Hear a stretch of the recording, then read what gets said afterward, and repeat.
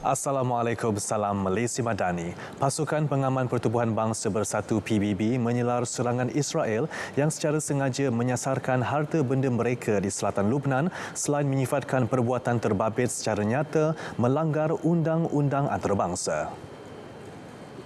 Seramai 10,000 anggota pasukan interim Pertubuhan Bangsa Bersatu di Lubnan UNIFIL ditempatkan di wilayah selatan Lubnan yang dikategorikan sebagai laluan biru yang memisahkan Israel dan Lubnan. Sejak Israel lancar serangan darat ke atas kumpulan Hizbullah akhir September, UNIFIL mendakwa Zionis telah bertindak dengan sengaja menyasarkan beberapa pangkalan mereka termasuk menembak anggota pengaman serta memusnahkan pusat kawalan pemantau. Seperti biasa, Israel menolak dakwaan terbabit.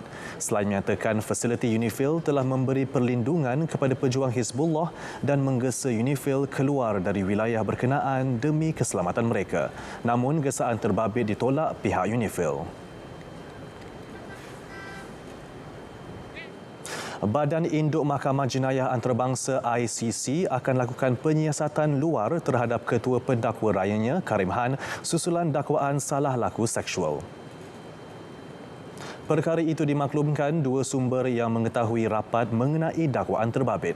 Menerusi dokumen dalaman yang diedar dalam kalangan negara anggota, Karim Khan digesa untuk letak jawatannya buat sementara waktu dalam ICC ketika siasatan sedang dijalankan. Karim Khan bagaimanapun sekeras-kerasnya menolak dakwaan terbabit. Selain menegaskan dakwaan tersebut sengaja disasarkan ke atas dirinya.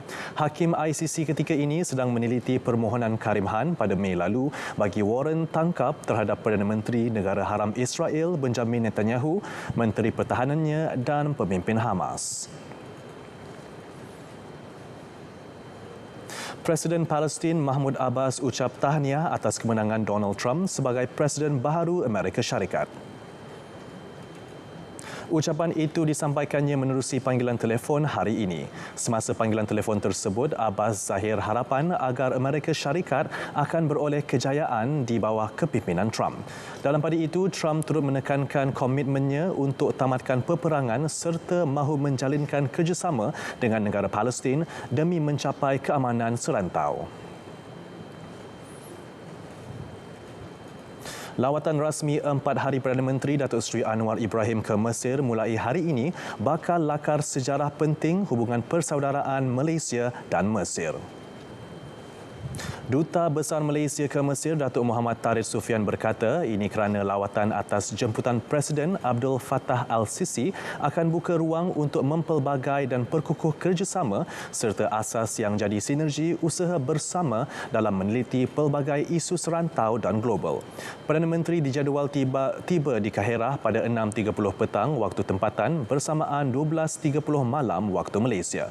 Manakala pada 10 November, Datuk Seri Anwar akan disambut LCC dalam satu majlis sambutan rasmi di Istana Al-Ittihadiyah diikuti mesyuarat dua hala. Sesi perbincangan tersebut dijangka tertumpu kepada kemajuan dua hala melalui peningkatan kerjasama antaranya dalam bidang perdagangan dan pelaburan serta pertahanan dan keselamatan.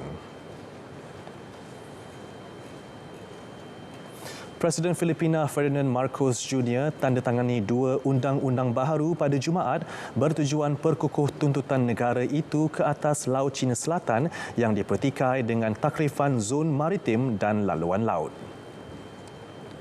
Undang-undang baharu itu adalah Akta Zon Maritim Filipina dan Akta Laluan Laut Kepulauan Filipina. Menurut Marcos, undang-undang tersebut diselaraskan dengan undang-undang domestik dengan antarabangsa, khususnya Konvensyen Pertubuhan Bangsa Bersatu mengenai undang-undang laut. Ia bagi tingkatkan keupayaan tadbir urus dan perkukuh dasar maritim untuk pembangunan ekonomi dan keselamatan Filipina. Akta Laluan Laut Kepulauan menetapkan laluan laut dan udara khusus untuk kapal serta pesawat asing dalam kawasan Filipina di Laut Cina Selatan.